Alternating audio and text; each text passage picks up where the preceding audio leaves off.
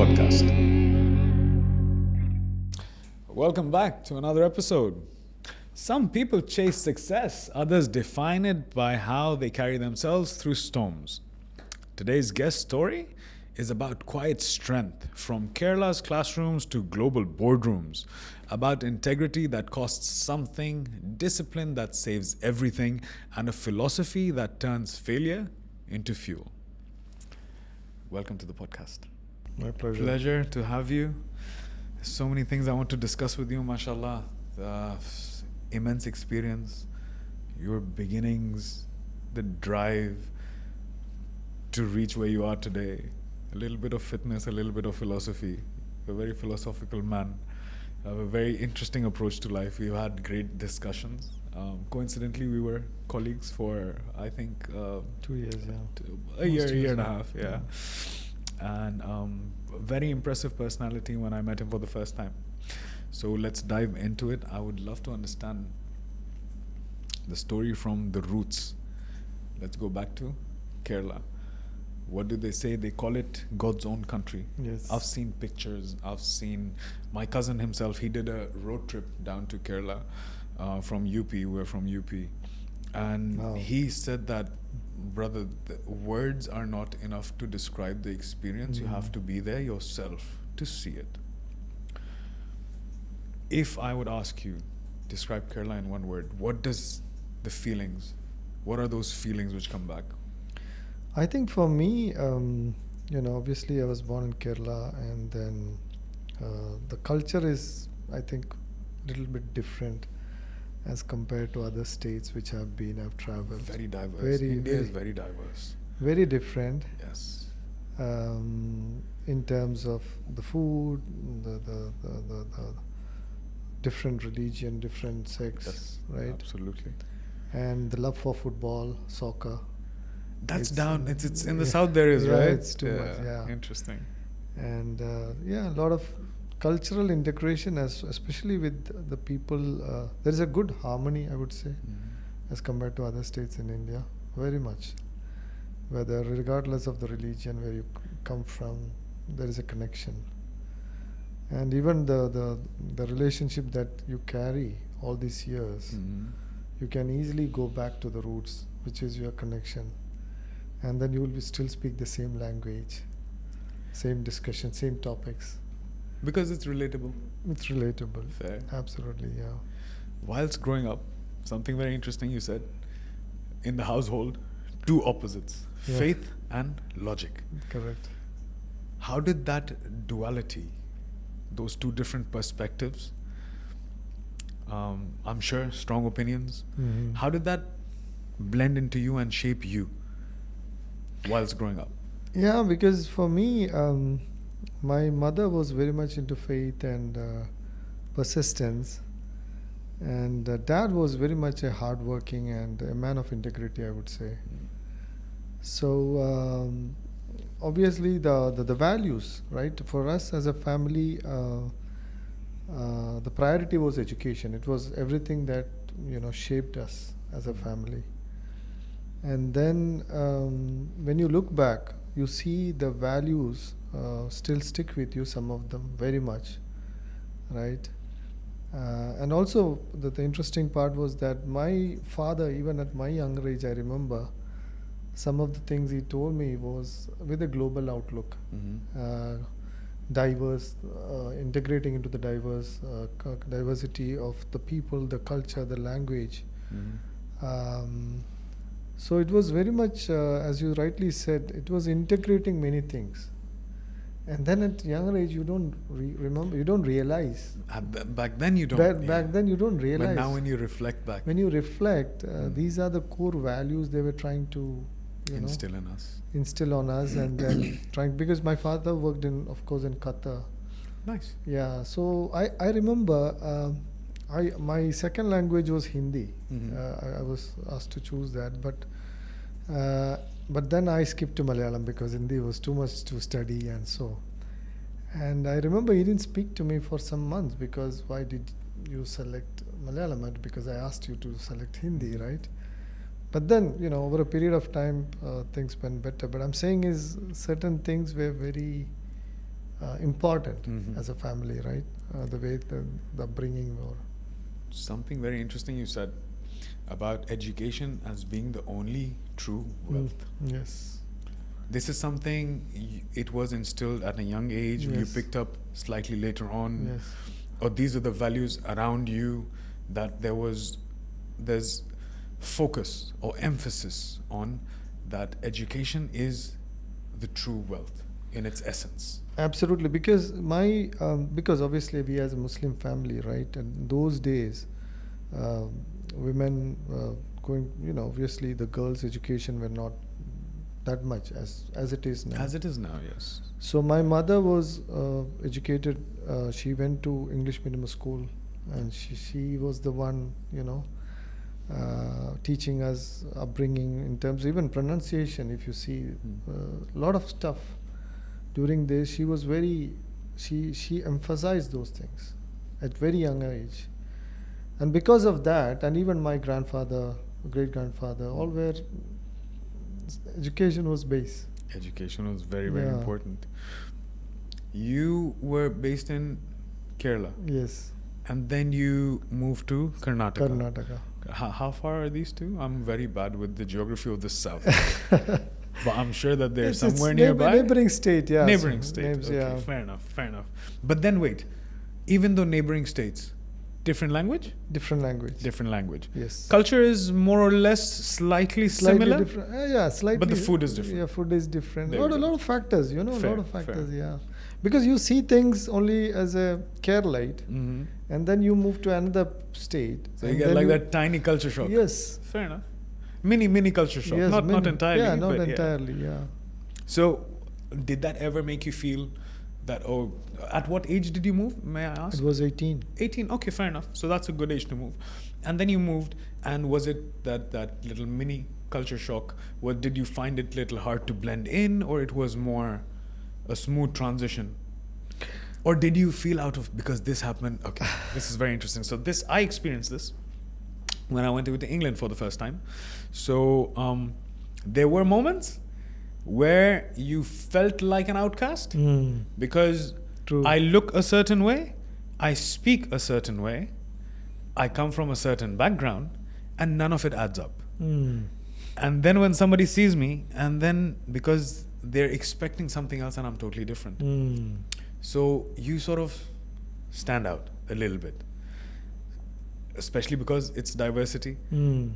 You try to blend in, but then you also need to keep your identity. Identity, So I was one of those who chose to stand out. Like, it's okay, I can blend in to a certain degree, but I'd rather stand out. However, I had other friends who blended in Quickly, instantly, yeah. I think lots of respect to those people as well. They can easily Adopt.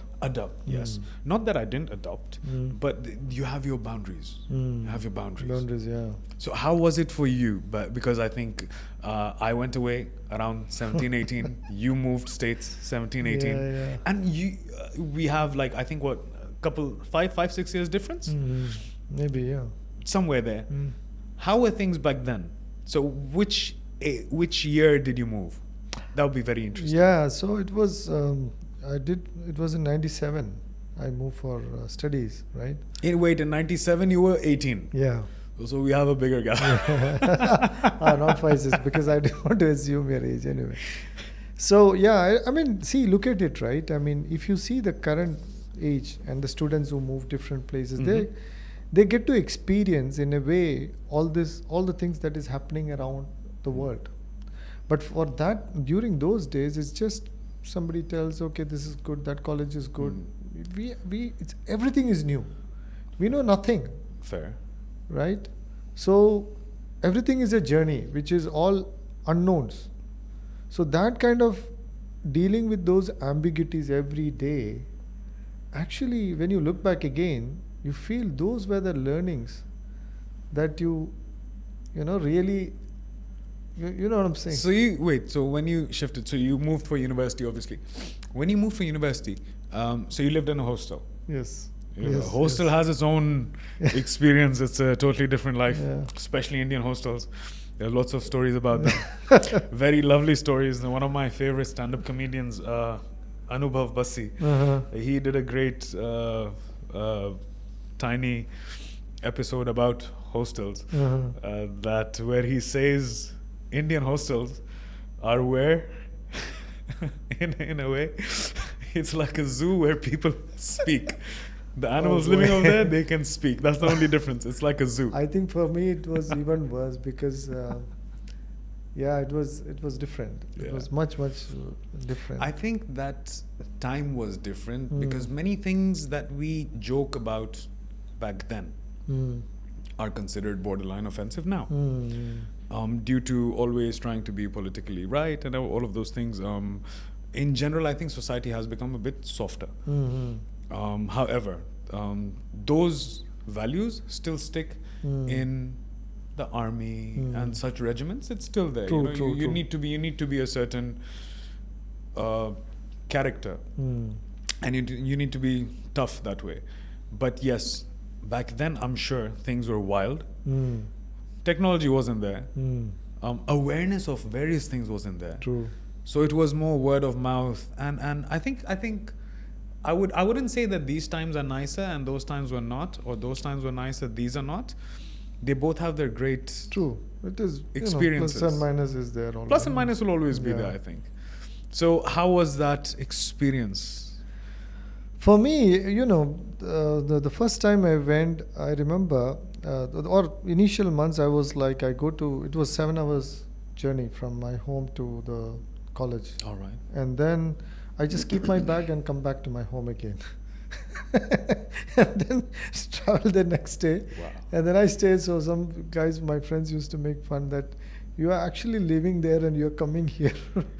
And travel was what? The mode of transport? Train, bus, Wow. So you've been through that journey. Yes. MashaAllah, that's nice. Yeah. And for example, if you would tell that, Abdul Rahiman, what truly matters? Because now we can look back at it, right? But back then, we have different priorities. Yes. So what would be the difference between the two? That, back then, this was a priority. But now, come to think of it, could have been slightly different. Yeah. So there is always, always a lot of things which, when you look back, could be different. But I would say everything, that we see right now, or that I am right now, these were the things that helped me to get me here. Everything that I went through. And were you a mischievous kid? Oh, of course. I mean, obviously in the school days and those, very much. Are you still mischievous? You have a very good sense of humor. Yeah, it's kind of. I think so. But those days, it was there. But then I think, I would say even in college days, I was not that. I just for academic purpose, some some grades I used to study. But you were very good at academics. Yes, but I started studying or having the curiosity to learn about everything. I started somewhere end of engineering. Yeah. You go through that education, right? Okay, now this is something interesting. Yes. Engineering. Is that's the stereotype, right? So in India, it's either engineering or a doctor. Yes. Was that an influence, or was it something? No, I always wanted to be an engineer. I always wanted to be an engineer, and even in my school, or when I was in +1, +2, so I wanted that. But although I didn't know much what it means and how it translates, you had that curiosity. I was having that curiosity. But then I tried to balance all this. I was also a cricket player. I played for my state. You had said about fitness. You said sport cricket. You played cricket. Yes. Do you still play it? No, I don't. You said a reason you stopped watching it due to some reason. Yes. So I played for this under-13 Kerala team. Nice. And then, I used to regularly watch all the cricket matches, especially, India cricket matches. If India travels to New Zealand, it was at 4:30 or something, we wake up. Yes, time difference. But then, because of the match fixing. Those scandals which took place. Yeah. So then I'm like, these guys are not playing with honesty. So why should I be, spending my efforts and time, waking up early morning and missing my studies and, whatnot. So I stopped watching cricket. And thereafter, entirely. Whichever match. Even for me right now, I don't know who is playing. And the other day was funny. I mean, the India-Pakistan match was going on in Yes, UAE. the recent, yes. I didn't even know. So entirely Entire detached that from particular page, is- cricket. No, not in my life. Not in my. I don't spend time. because that's how much integrity matters to you. Absolutely. It's a very core value which you stick by. Absolutely, because those. The thing is, it's about reflecting those, phases of life in terms of where you spend, which is very important because this really happened, Reza, in a way that my father once was hospitalized, yeah, and then I was in the hospital, so I was sitting outside the ICU. Mhm. And then I started talking to people. And then there was this gentleman who told I would want my brother to live one more year. Somebody was telling me I want my daughter to live 6 more months. So it was the time factor, right, which people were valuing. And we were spending all this time for something, which doesn't make anything in our life. No return on investment, especially of our valuable time. Absolutely. I agree. Yeah. Moving to something slightly more deeper, managing expectations, managing failure. Everybody comes across failure. It shapes us to a certain degree. Managing, I've spoken about this previously, reaction to a reaction. So initial reaction when something happens in life, there is a first reaction as a human being that we have.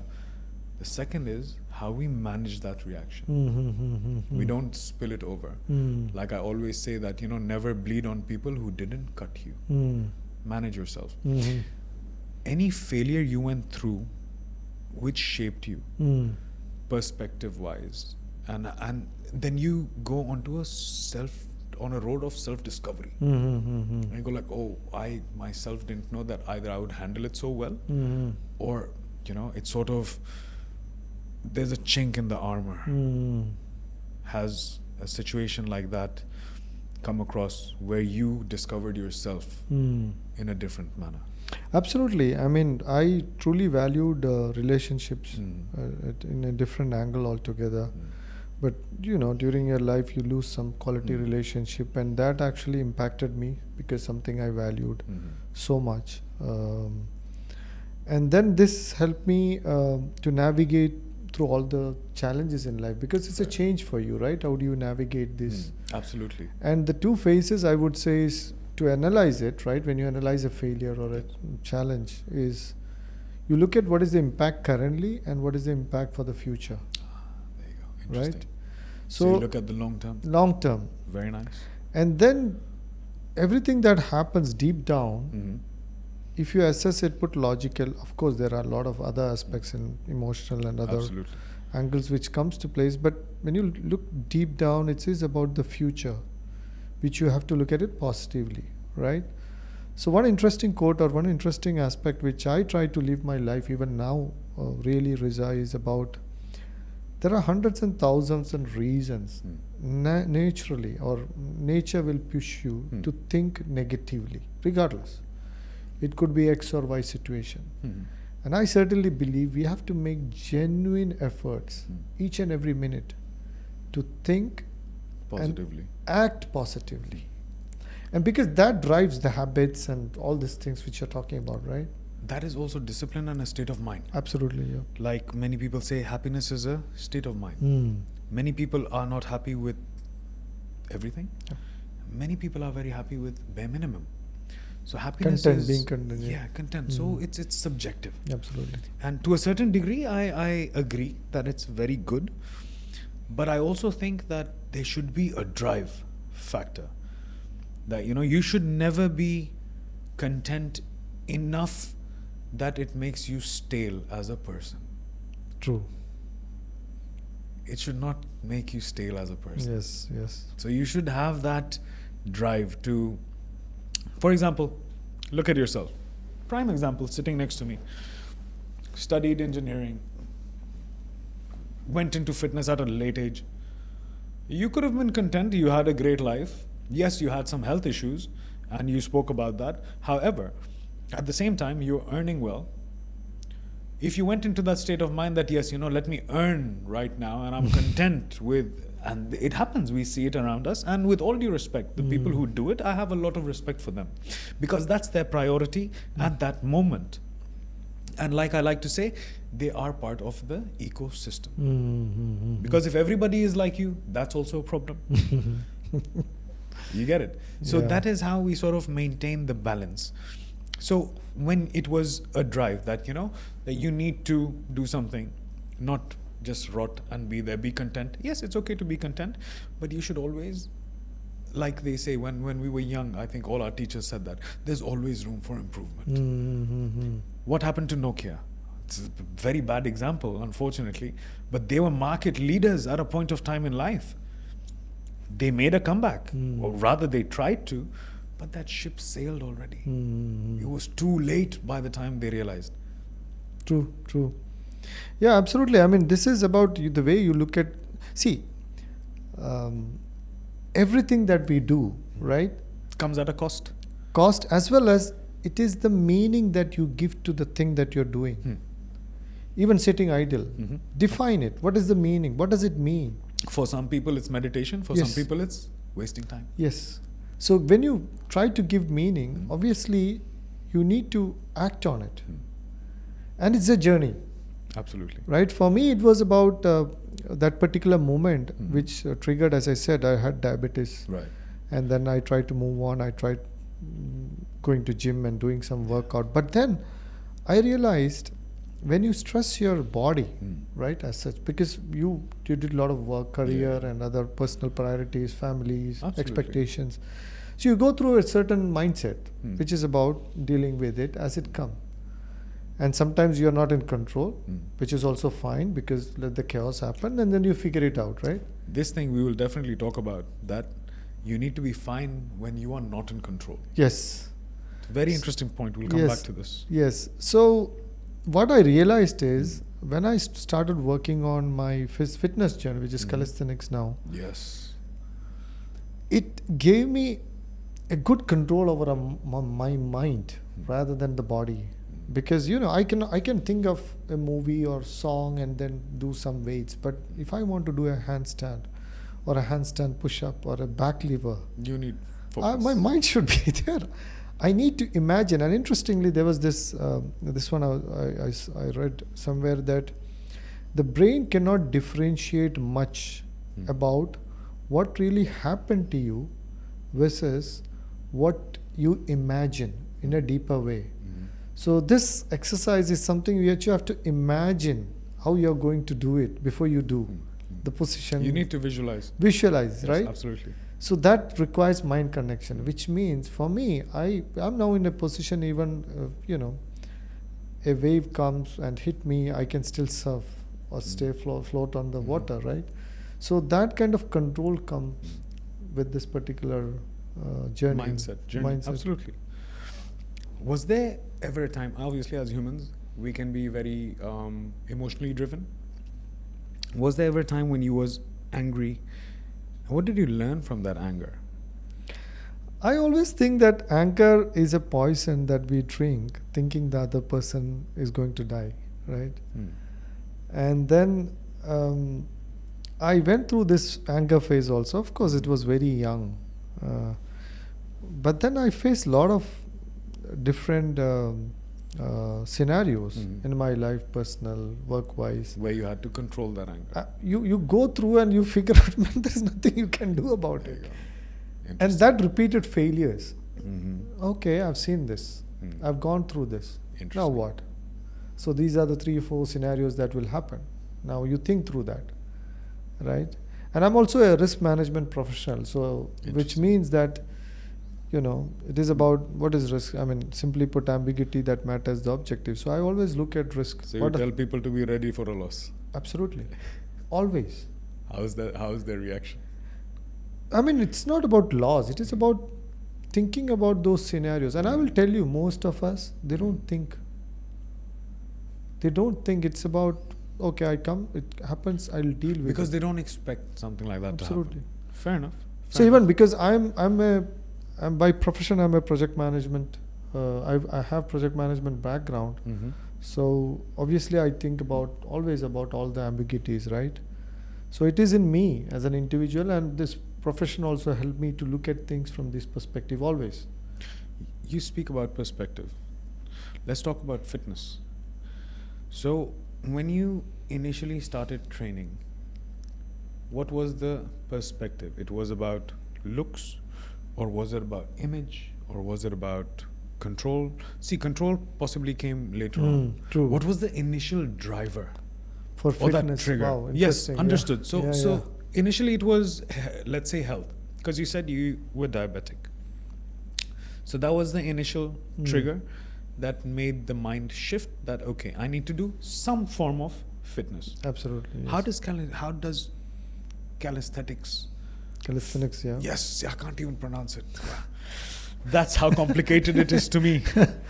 Because me, even at the peak of my fitness, I never imagined doing it. I think I was very scared of breaking a joint or dislocating a shoulder. Yeah, I can imagine. So yeah, and even now, I think I'm still trying to get fit again. But I see your videos, and it makes me wonder. I was like, wow, this gentleman from 100 something. Yeah, I was around 89. 89, from 89, and I've seen those pictures. We'll show them to everybody. And from 89 to being extremely fit now, and how does that happen? It's a journey. It's a journey, of course. Of course. I mean, So initially, it's a good question you asked, because lot of people I spoke to, right? My career, whom I meet, a lot of them. Yeah. Fortunately, I think a lot of people are trying to be fit. They're going to gym, they're going to park and running, and they talk to me. They feel motivated, and I also wanted to help them positively. And this happened, with many people. So, to your question, what was the drive? Initial trigger, yes. Initial trigger, of course, the diabetes. Yeah. But then the next was actually the feeling that I got of course, the dopamine. The fact is, I started feeling good. What else do you need? Nice. If you feel good, right, every day, and you are not depressed, you are not demotivated, you have the energy and power and mindset to deal with any issue that come your way. You are more nice with people. How do you balance with a corporate job? And see, you do something with a lot of responsibility, Yes. all right? And you need to be available around the clock. I've worked with you. So doing all of that, and then even then making time for fitness, how does that slot into your day? So what does your day look like? How does that discipline creep in? Because you reached here today, it's over time, over consistency, over discipline. So there's already few factors lined up. Elaborate. Sure. So first is actually my wife was extremely supportive. So you need a supportive partner to begin with. Okay, absolutely. Brilliant. The second was, of course, when I started, it was during COVID days. I was pretty much working 14, 15 hours a day. And then I remember I was working from home. I at least do skipping while I was in meetings at home. And then doing some workout even at home while I'm in meeting. Put in speaker and then do some workout. Because you don't speak all the time. Sometimes you are there just to see what is happening. And this kind of, because then I realized it's the small things, even you do 10 minutes, 15 minutes every day, which help you achieve the bigger thing. So that's what it is. Show up, right? Every day, 10, 15 minutes, do it.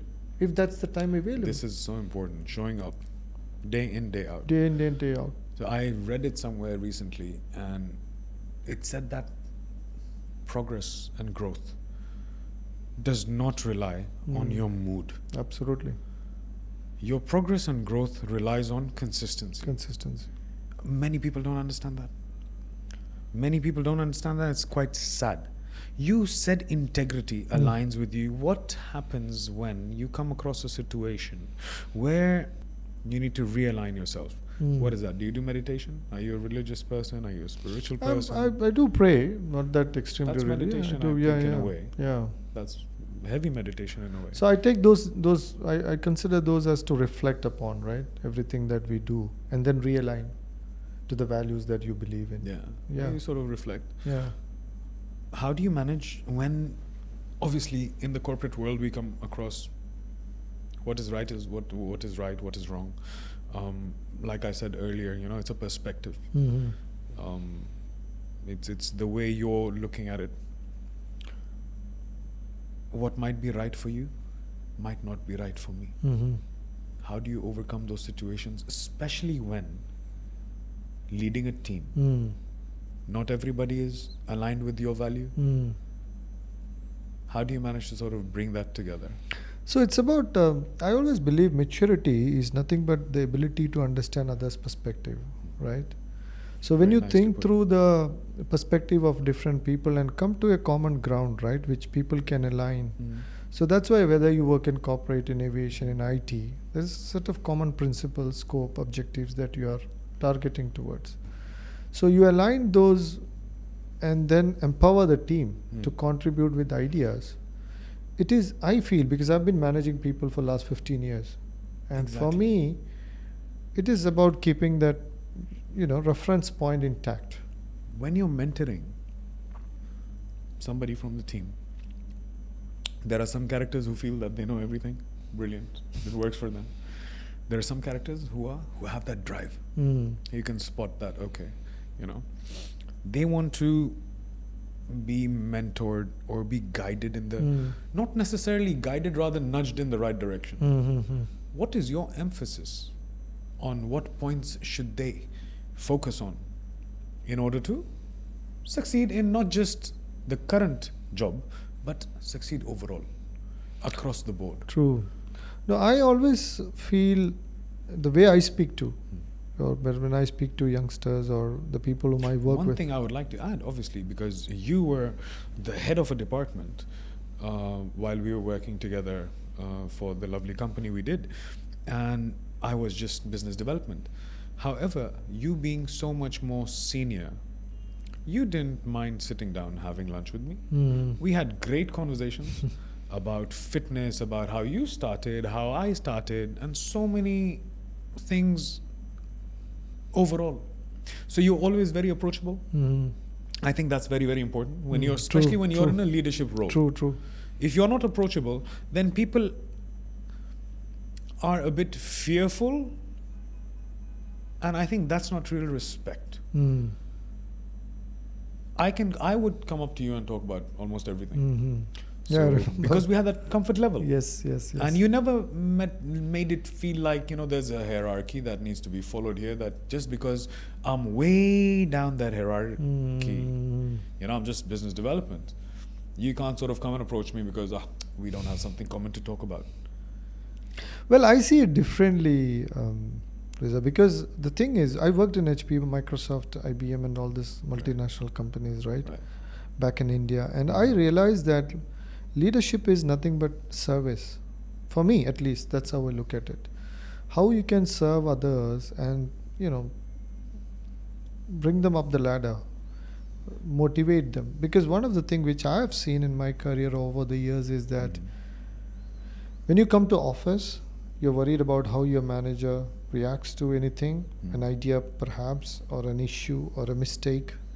So I try to bring a clarity to the team. If I speak to, for example, the incident which you quoted, right, or the discussion that we have had in the past, I tend to see also when you are a leader, you listen to people, and perhaps there is something which they will teach you.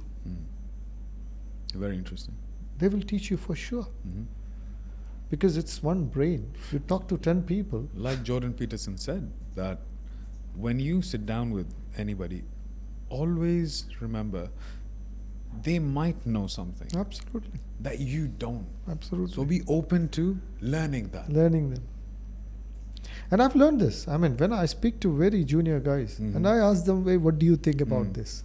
They have a different perspective. Oh my God, unbelievable perspective. And this is genuinely what I've experienced. I spoke to the youngest person in the team. And I have a one-on-one, hey, I see you are a little bit, not, not talking, contributing, what is going on? and then they give feedback. You are like, man, From their perspective. man. Not that what the feedback is right or wrong, but it will trigger something in you. And then you might not be doing right things and you will do the course correction. You said something interesting that, when in a high pressure situation, slow down the mind but not the action. Yes. You want to elaborate, and then I would like to add to it. Yeah, so it is about being calm, Hmm. right, towards the situation. Because Absolutely. then what you can do is you can reflect and then you can bring clarity. Whether it's quantifying the problem or the immediate versus long-term action that you need to take, right? And then your mind need to be at peace. And this is where I said, if now for me, when I look at people who are fit and in leadership position, I have respect. Because I know I'm talking to the right person.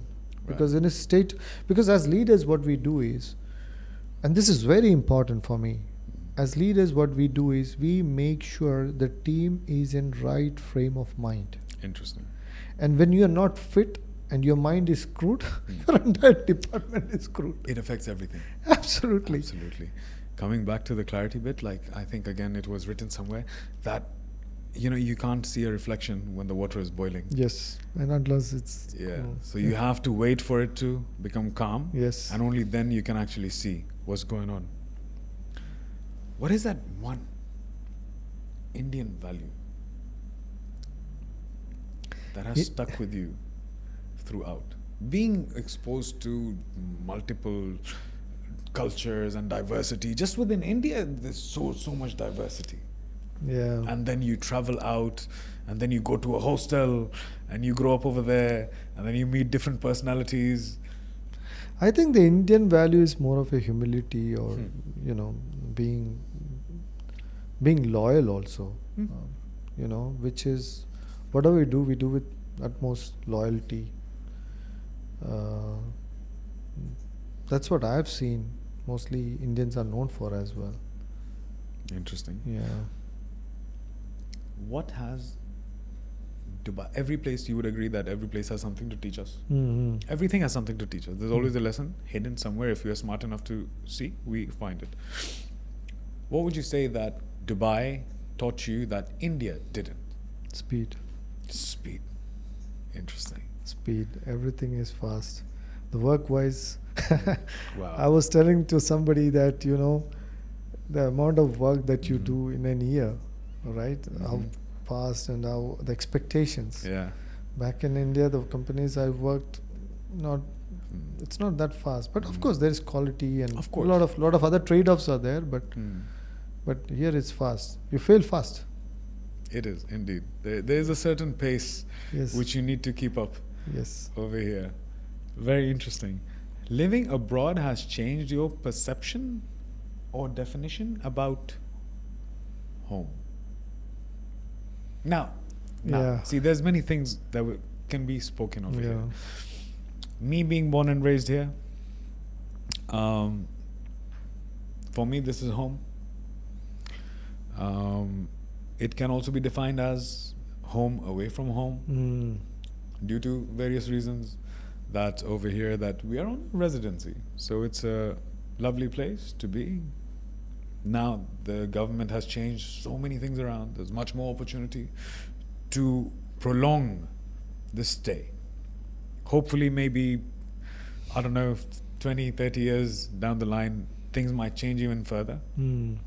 But as things are, we are, let's say, in a transit.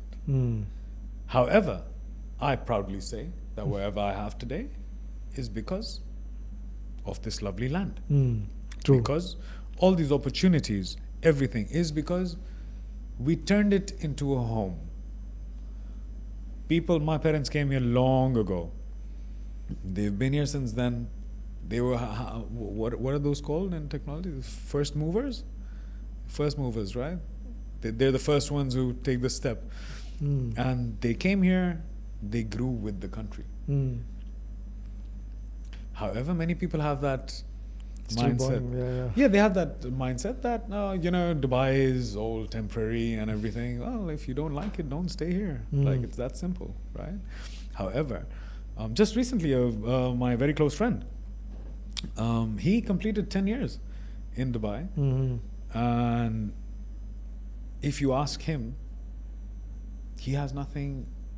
I've never heard him say anything negative about this place. However, we do come across many people who will say lots of negatives about not just Dubai. Let's talk about any country they live in. They're like, oh, we don't have enough opportunity, we don't have this, we don't have that. Be like, listen, if there's high competition, this is what I believe. If there's high competition, that means the place is growing. That means there is ample opportunity. True. Something my uncle said, one of my uncles, when I was quite young, we were sitting in traffic and I was whining about the traffic, and he smiled and he looked at me and he said, Beta, it's a very good thing that there is traffic in Dubai. If there was no traffic in Dubai, we would not have the jobs or the lifestyle we have. It's these people we see in the traffic are the same ones buying the product, investing the product. They're the ones who are keeping the market growing. So if there is traffic, alhamdulillah, there is traffic. May this traffic even increase, and I think it is. So yeah, I'm all for the traffic. But initially, of course, I'd never understood that. Yeah, no, this is interesting because, of course, when you ask any family, right? For example, my wife, she loves UAE. Yeah. Anyone, my brothers, so because of the security and the security other is aspects insane. And the kids' schools, all the facilities they get, the food, the quality, everything. They don't want to go back. Dubai never sleeps 24/7. Yeah. So for us, of course, sometimes with the work pressure, the dynamics, we might think, but still, the speed to which things are progressing. It is remarkable. It is remarkable. And again, as I said to the earlier point, right, it is about you feel you are contributing to something. And you can see that. So what does that bring us back to? Does change the definition of home? Yeah, I feel for me right now, in a simple manner, if I can put simple way, is where you need more calm and composed and relaxed. If you need calm and composed, go to Abu Dhabi. Yeah, I mean, Abu Dhabi is very calm and composed. Abu Dhabi is too fast now. Yeah. Abu Dhabi is. But I think there's still a sense of calm. When you just enter Abu Dhabi, there's a sense of calm. But that's, I'm saying is in terms of what you are doing every day. It's really aggressive. It's really super aggressive. And you are now, I think, working there, right? Yeah, I'm in living Abu Dhabi, there, right. So I can see that in every aspect which I deal with, and the people whom I work with day in and day out, they're onto it. Integrity, legacy, perspective. If there's something that you wish to leave behind, not after you sort of pass away, no, but like when you leave a place, what do you want that people go like, you know what, man, Abdul Rahiman was legend. What is that one thing that would describe you in your absence? My strength is mostly bringing clarity while there is a chaos. Interesting. You can take it in all the angles. So if it's work, if it's any other thing, because I always feel motivation if you describe work, right? A person feels motivated when he goes to office. He knows this is what he has to do, and it is adding up to the big picture. Okay. Adding to that, you said growth over perfection. Yes. What does that mean in its essence? Growth over perfection. So what I'm saying is, when you say growth over perfection, what I meant is basically... See, perfection is an illusion. This is what I'm saying. I'm coming to that point. Basically, I would rather call it progress. So even progress you make and the mistakes you make itself is growth. Because Absolutely. you learn from it. Yes. Right? Some people don't. But you learn. But even when you look at the big picture, when it's after 10, 20 years, even the person who don't learn, who says I don't understand or I'm not with you, they will reflect later. An advice you would like to give somebody who feels that he's stuck? I would say act. Act on things, regardless. Do it now, do it today. And you will learn, you will figure out. That is so true. If you give it enough time and enough thought, if you really look back, and I think self-awareness plays a big role. Let's be very honest. Some people, they keep going in a loop, doing the same things again and again, and then their question is that why is it not working out? And then you ask them, have you tried doing it a little differently? Number one, they get very offended because they don't want to approach the situation with an open mind and embrace change. This is, again, this all is, I would say, the maturity of the person, right? You cannot. I think not just maturity. I think there's various situations around them. Yeah, when I say maturity, in the sense not being matured enough in terms of age or understanding, but I'm saying is, even I should be mature enough to receive a feedback. Absolutely. Yeah. Absolutely. So if I'm not mature enough to receive a feedback, then your feedback is of no value. Absolutely. So we need to know the target audience, right? And you need to give that custom feedback or custom response. Customized responses. Yeah. Fair enough. Yeah, to get them out of that particular, and always it's also important to have the right intent, because very interesting, right? Yeah, intent. right intent, because I was talking to somebody and he said, you know what, why are you not trusting me? Then Because I know how you work. Yeah, so I said, see, there are 4 qualities in how you trust a person. One is integrity. Interesting. One is intent. Right. One is capability. One is results produced in the past. Because for my wife, I cannot tell my wife to work because she's not capable to do my work, right? Because it's different. You need to understand what can fit where. Yes. Of course. Results produced in the past is another one. Fair enough. Intent is important. So all this matters. Even if I'm giving an advice to somebody or giving feedback or I'm taking feedback from someone, I need to look first the intent. What is his intent to give feedback to me or advise me, or I'm doing to somebody else, right? So that's where you try to trust the person and then act upon that response accordingly. Very interesting. Something a bit more on a lighter note. Coffee or coconut water? Interesting, because you're from the south. Yeah. So you're not much for tea, are you, down there? No, I would prefer, I prefer coffee. Coffee. Early mornings or late nights? For now, late nights. Now late nights? Yeah. What has changed? I mean, the different phases of life, yeah. Okay, very interesting. A gym playlist or working out in silence? It depends. Fair. Both, yeah. A mixed bag. Mountain trek or an urban walk in the city? Urban walk. Urban walk. Yeah. Not much for nature? No, I mean, not much in the sense, this current stage of life. Maybe when I'm old, maybe I would prefer. Interesting. Yeah. A quote that you have lived by, you said, experience is not what happens to you, it is what you do with what happens. This is something very interesting. Yes. Do you want to tell us that where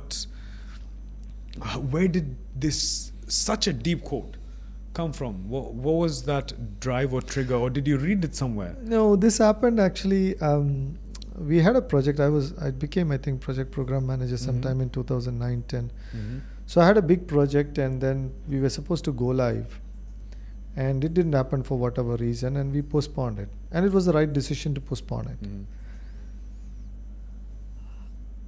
And then one of my leader, and he said, yeah, we learned from it, right? So then I reflected upon it and I said, okay, now what do we do? Let's say we failed or we lost it. Let's try to focus on a solution. Yes. So always, and we come across this in every aspect of our life. And the moment we call it failure and say, okay, this has happened. No. what can you do about it? Fair. That's why this quote is, so important for me. It is. It is. I actually live by quite that interesting. actually. It is. It is. And very you make interesting. mistakes, right? For sure. You go through different kind of, situations which brings you down, and then all you need to do is, this is what I always for me, what I really look into is pain plus reflection equal to progress, right? So it is not what happens to you, it is what you do with what happens to you. Very interesting. First reaction to stress in one word. Well, I look into it and try to analyze the pattern. So analysis. Yes. Okay. If discipline were a person, describe them in 2 words or 1 word. Rather, what is discipline in a person? What I would describe it as more of what you want the most, not the current. Okay. So what you want the most. What you want the most. Fair enough. Abdul Rahiman bhai, pleasure talking to you. Thank you so Same. much. It was my pleasure as well. For being here today. And absolute insightful conversation, especially regarding your perspective towards stress, towards various situations we come across as humans in the personal life and the professional life. And yeah, this was great. Thank you. I really appreciate it. It's my real pleasure, and it's an amazing opportunity, and thanks for calling me. My pleasure. Thank you. Thank you. In a world that rewards noise, today's guest is proof that consistency still wins through loss, pressure, and change. He's built not a resume, but a rhythm of faith, work, and self-respect. His story reminds us that leadership begins the moment you decide not to pretend. Thank you so much for watching.